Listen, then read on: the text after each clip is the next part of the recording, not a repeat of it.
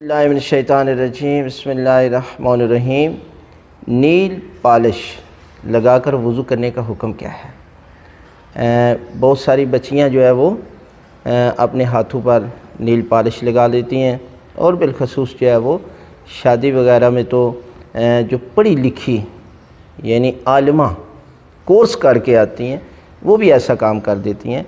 तो फ़िक़ही इस्तिलाह में समझना चाहिए कि जब नील पॉलिश आप लगाते हैं तो आपका वज़ू नहीं होता, और बिलखसूस जब गुस्ल वाजिब हो जाता है तो गुस्ल करने के बाद भी आप पर जो है वो आपका गुस्ल उसी हालत में है, आप नापाकी की हालत में है।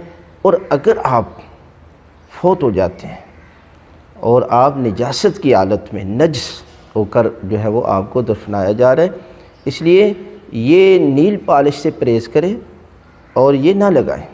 इसलिए कि ये समझ लें कि आप जो है वो निजासत में हर वक्त, और जब बंदा निजासत में होगा तो आने वाली नस्ल भी जो है वो निजासत में होगी।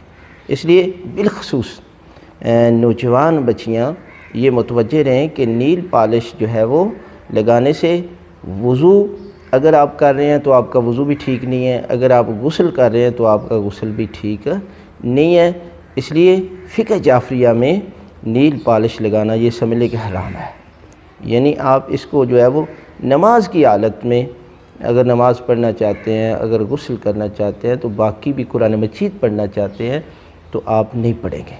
इसलिए कि जब आपका वज़ू ही ठीक नहीं है तो बाकी अहकाम जो है वो बजा नहीं ला सकते। इसलिए नील पॉलिश से परहेज़ करें।